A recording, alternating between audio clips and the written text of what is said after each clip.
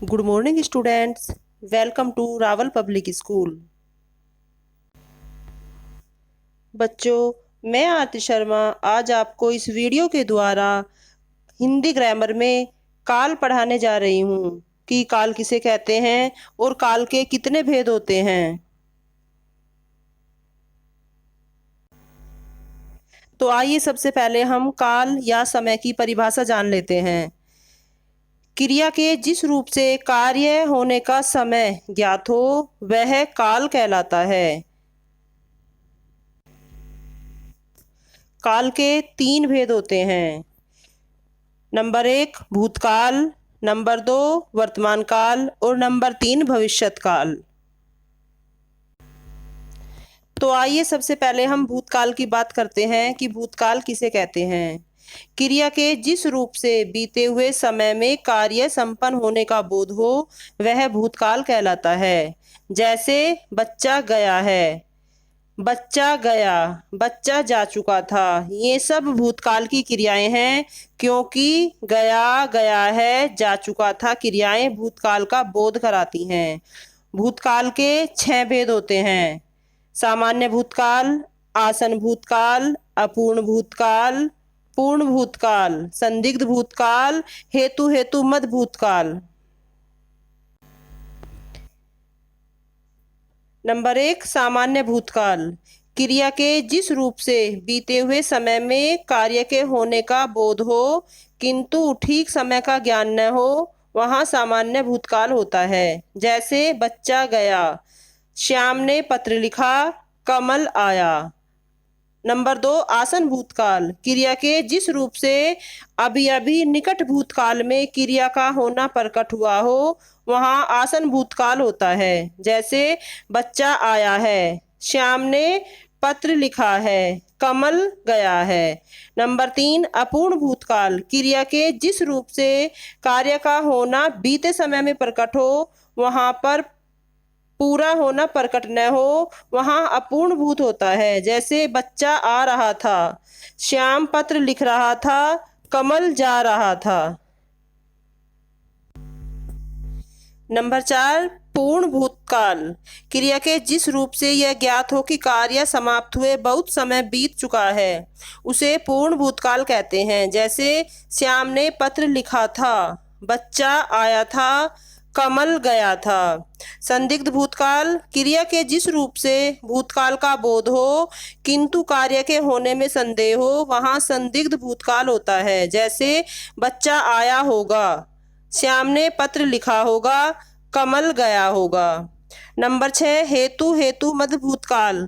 क्रिया के जिस रूप से बीते समय में एक क्रिया के होने पर दूसरी क्रिया होना आश्रित हो वहाँ एक क्रिया के न होने पर दूसरी क्रिया का न होना हेतु मत भूतकाल कहलाता है। जैसे यदि श्याम ने पत्र लिखा होता तो मैं अवश्य आता, यदि वर्षा होती तो फसल अच्छी होती। अब बात करते हैं वर्तमान काल की। क्रिया के जिस रूप से कार्य का वर्तमान काल में होना पाया जाए उसे वर्तमान काल कहते हैं। जैसे मुनि माला फेरता है, श्याम पत्र लिखता होगा। इन सब में वर्तमान काल की क्रियाएं हैं क्योंकि फेरता है या लिखता होगा क्रियाएं वर्तमान काल का बोध कराती हैं। इसके भी 3 भेद होते हैं। सामान्य वर्तमान काल, अपूर्ण वर्तमान काल और संदिग्ध वर्तमान काल। अब सबसे पहले बात करते हैं सामान्य वर्तमान काल।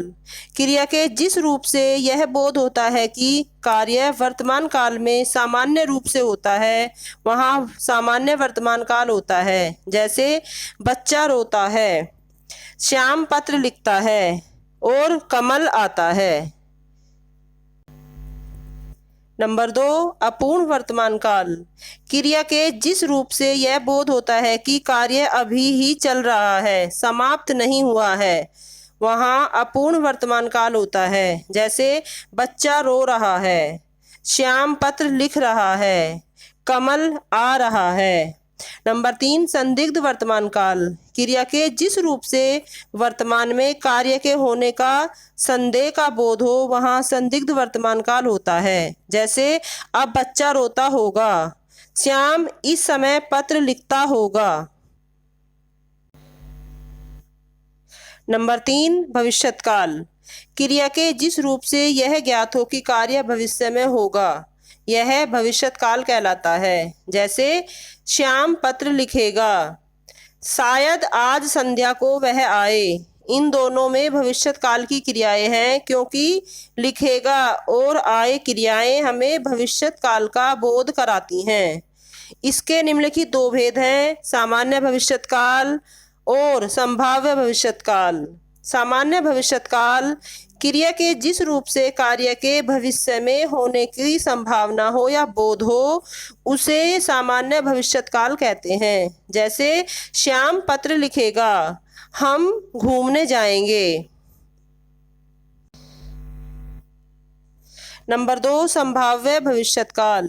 क्रिया के जिस रूप से कार्य के भविष्य में होने की संभावना का बोध हो, वहाँ संभाव्य भविष्यत्काल होता है। जैसे शायद वह आज आए, संभव है श्याम पत्र लिखे, कदाचित संध्या तक पानी पड़े। तो इस वीडियो के द्वारा हमने जाना कि काल किसे कहते हैं और काल के कितने भेद होते हैं। धन्यवाद।